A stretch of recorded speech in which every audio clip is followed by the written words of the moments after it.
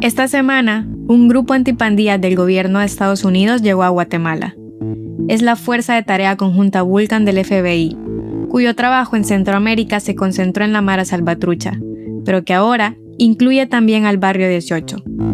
El Ministerio de Gobernación confirmó que ya llegaron a Guatemala integrantes de una delegación de la Fuerza de Tarea Vulcano del FBI de los Estados Unidos. Marco Antonio Villeda fue nombrado como ministro de Gobernación hace un mes. El anterior fue destituido después de la fuga de 20 líderes del Barrio 18 de la cárcel de máxima seguridad de Fraijanes II. La Fuerza de Tarea Vulcan tiene como carta de presentación haber investigado, capturado y procesado a los jefes de la MS-13 en Estados Unidos, y hasta haber documentado los pactos del gobierno de Nayib Bukele con ellos. Pero un éxito similar no está garantizado en Guatemala, con una fiscalía que persigue al gobierno de Bernardo Arévalo y porque Washington ha priorizado intereses geopolíticos con el gobierno de El Salvador, por encima de las investigaciones en las que Vulcan ha trabajado por años. Soy Graciela Barrera, es 22 de noviembre. Hoy en el resumen, aterriza en Guatemala el grupo antipandillas que Bukele desechó. En este episodio, la nota de Centroamérica será la principal, y está a cargo de Gabriel Labrador.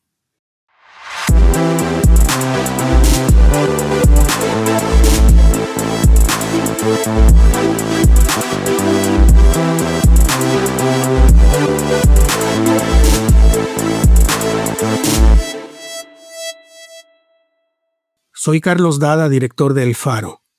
Hacer periodismo en Centroamérica es cada vez más difícil.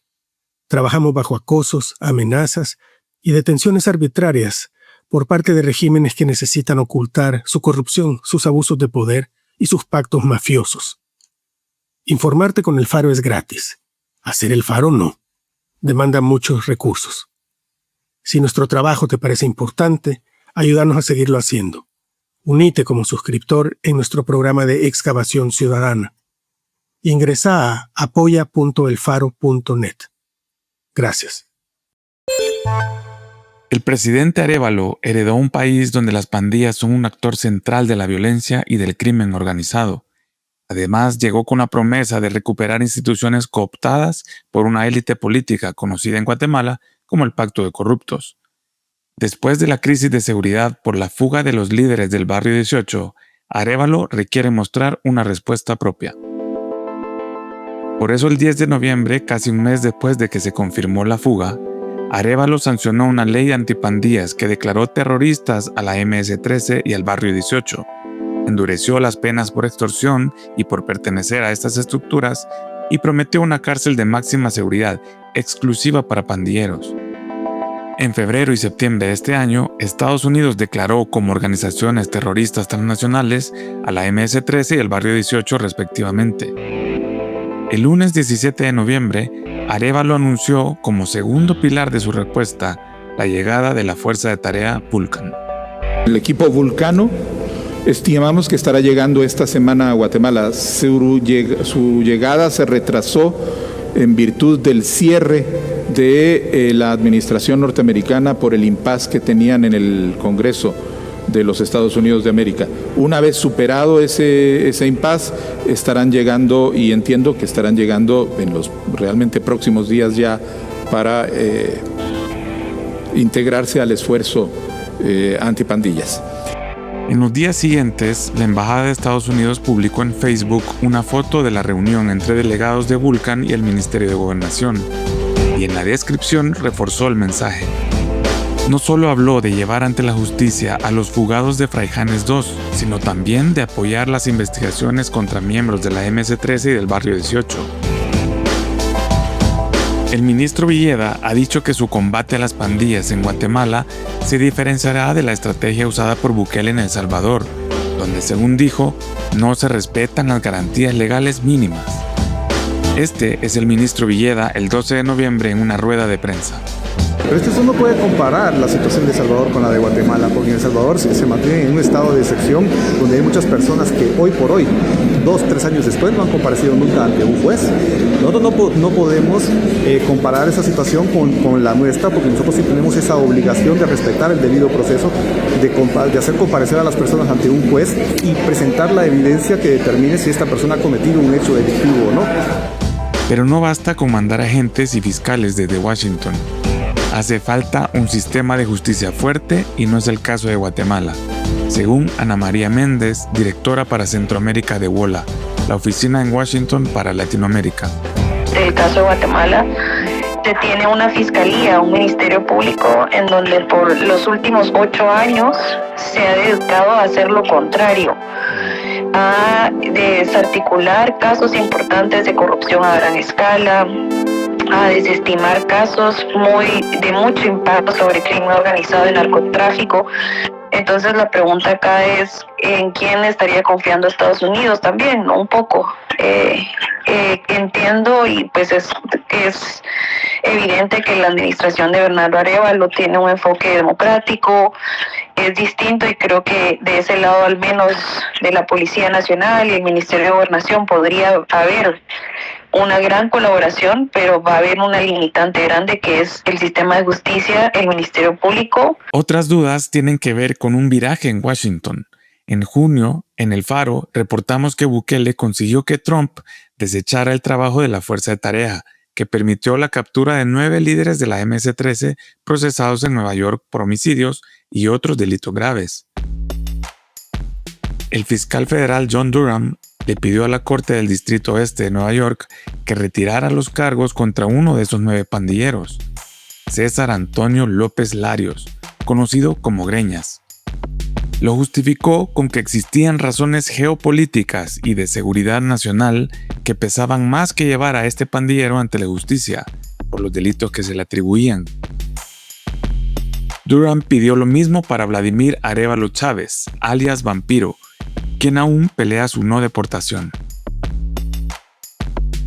Ambas peticiones son resultado de un acuerdo entre Bukele y Trump. A cambio de que Estados Unidos retirara los cargos y deportara a 9 jefes de la MS-13, el gobierno de Bukele ofreció el SECOT para encerrar ahí a 252 venezolanos expulsados.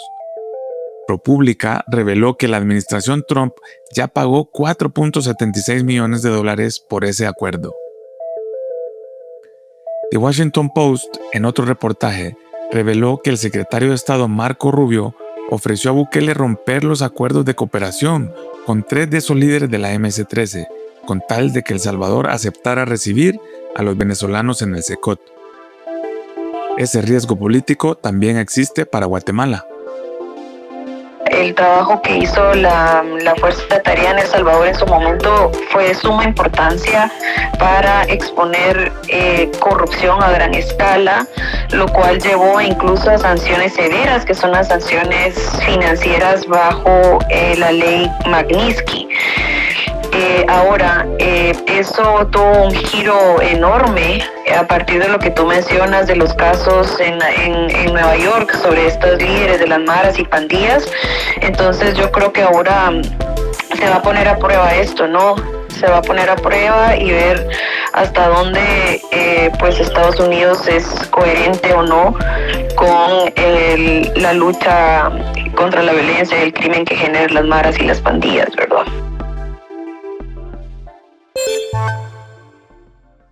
La nueva apuesta del presidente Bukele es Doctor SB, una aplicación de telemedicina del Ministerio de Salud que permitirá atender a los pacientes por videollamada. La idea es sencilla. Quien tenga un celular y conexión a Internet se registra con su DUI, agenda una cita en la app y habla por videollamada con un médico asistido por un sistema de inteligencia artificial. Ese médico, al otro lado de la pantalla, puede recetar medicamentos o, por ejemplo, ordenar exámenes de laboratorio. El paciente recibe un código para retirarlo gratis en farmacias o clínicas privadas que, según el gobierno, ya están integradas al sistema. El infectólogo Iván Solano Leiva, presidente del Colegio Médico, reconoce que una app puede ser útil en algunos casos, pero pone condiciones muy claras sobre lo que tendría que pasar para que realmente ayude al sistema de salud. Esto dijo en una conferencia de prensa. En primer lugar, decirles que es una apuesta interesante y que por la filosofía que tiene lo que es el uso de la inteligencia artificial en la teleconsulta, pues le damos el beneficio de la duda. Ahora veremos y esperamos que la implementación y el impacto que pueda tener en los objetivos que se buscan sean buenos a lo largo del tiempo, ¿no? Pero sí decirles que damos el beneficio de la duda. La propia explicación oficial reconoce sus límites. Dr. SB no va a atender una emergencia como un ataque al corazón, ni sustituye a una ambulancia. En esos casos el procedimiento sigue siendo el de siempre. Y esta tampoco es la primera aplicación de telemedicina en El Salvador. En el Seguro Social ya hubo un intento parecido. En 2022 el gobierno lanzó la app Doctoris, pero usuarios reportaron este año que ya no estaba disponible. La app llega a un sistema de salud en crisis del que recientemente han salido más ejemplos. En octubre, pacientes con insuficiencia renal de Lis denunciaron que solo reciben una hemodiálisis a la semana, cuando deberían ser 4, y algunos han tenido que pagar más de $1,500 al mes en clínicas privadas, según el Diario de Hoy. La prensa gráfica ha hecho un mapeo de 150 militares retirados y policías que ingresaron al país infectados de malaria. Fueron a República Democrática del Congo y ahí enfermaron. A partir de esta publicación, un sindicato de médicos reportó que en El Salvador hay 223 casos de malaria. De esos, 23 se originaron en el país. Esto ocurre después de que en 2021, El Salvador recibiera un certificado de la Organización Panamericana de la Salud, por ser el tercer país de la región en declararse libre de malaria, una enfermedad que se transmite por la picadura de ciertos mosquitos y que provoca fiebre, escalofríos y cansancio. El último brote en el país fue en 1996. A la fecha, el gobierno no ha hecho ningún anuncio sobre los nuevos casos. No hay datos públicos sobre cuántos son ni sobre el tipo de atención que están recibiendo. Lácteos El Salvador, la marca de leche y derivados que el gobierno presentó en febrero como un plan para dinamizar la economía ganadera, duró solo 6 meses a la venta y fue sacada de circulación según una investigación de Gato Encerrado. La investigación dice que en la práctica, 6 empresas separaron una parte de su producción y le colocaron la marca y las etiquetas que el gobierno indicó. No hubo nuevas plantas ni compras públicas, era la misma leche de siempre, con viñeta gubernamental. Aún así, el gobierno dijo que esos productos provenían de ganado mejorado genéticamente y de leche grado A, que es leche con controles más estrictos de higiene y calidad. La revista consultó a veterinarios y les explicaron que ese proceso toma cerca de 3 años. Entre la fecha anunciada y el lanzamiento, habían pasado solo 16 meses. Los productos casi no se vendieron, según fuentes de la revista. Por eso, en junio, Agricultura informó que serían descontinuados y a finales de julio, Super Selectos dejó de comprarlos y los retiró de sus estantes. La Asamblea Legislativa eliminó esta semana 2 instituciones que acompañaban los derechos de personas con discapacidad y de adultos mayores: el Consejo Nacional para la Inclusión de Personas con Discapacidad y el Consejo Nacional Integral para la Persona Adulta Mayor. Ambos serán cerrados y su personal liquidado en los próximos 6 meses. Las tareas que realizaban, desde recibir denuncias hasta coordinar políticas públicas, pasarán al Instituto Administrador de los Beneficios de los Veteranos y Excombatientes, la institución que atendía exclusivamente a veteranos y excombatientes del conflicto armado. La Asociación de Lisiados de Guerra ALGES dijo en un comunicado que la medida nueva representa un grave retroceso, porque desaparece el espacio especializado que la ley creó para garantizar la inclusión de las personas con discapacidad. En el Pleno, la diputada Claudia Ortiz recordó que el Estado lleva 4 años sin poner en marcha el tribunal, que debería sancionar abusos y discriminación. Las personas con discapacidad y sus familias no han tenido una institución que les proteja y una institución que sancione los abusos y la discriminación que sufren.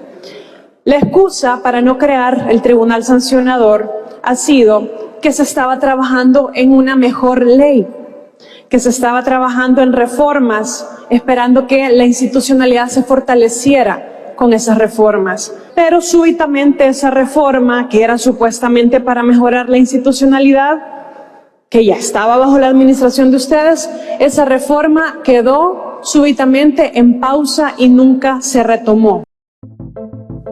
Antes de terminar el episodio, un recordatorio por si no lo han leído.